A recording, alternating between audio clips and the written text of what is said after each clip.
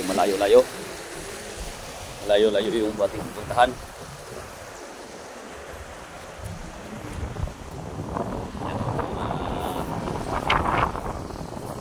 Tatanimin ang mga yan.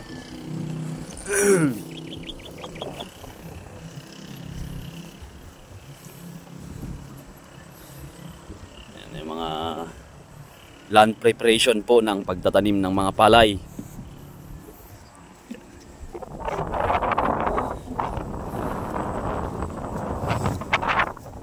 Ito yung mahirap sa mga magsasaka ngayon guys, kasi mahangin. Hindi mahirap ang lumaki yung mga tanim na palay. Tulad dyan mga may naninilaw.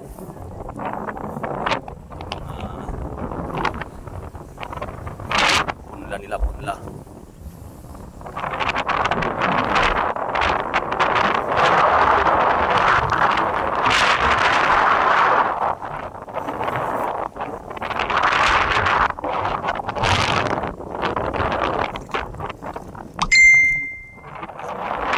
Yan, hindi na, yan. Yung mga ganyan. Hindi yan naiiwasan guys, kasi hindi natin pwedeng tanggalan ng tubig pag ganitong malakas ang hangin. Kasi mamamatay yung anim natin na palay. Pero ang kalaban naman natin dyan is yung mga kuhol. Yan, kahit nag-spray ka ng kuhol, wala pa ring silbi. Kasi nga, pinapasukan mo ng tubig.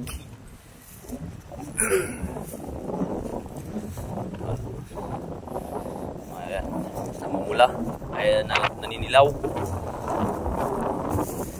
Kasi nga sa hangin.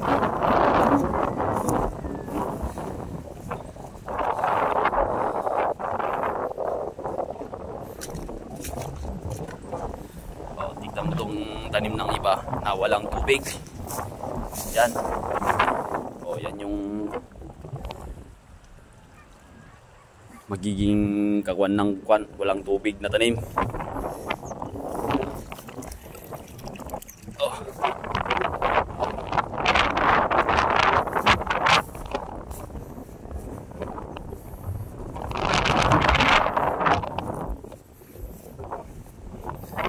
Yan sila. Mahirap ang lumago.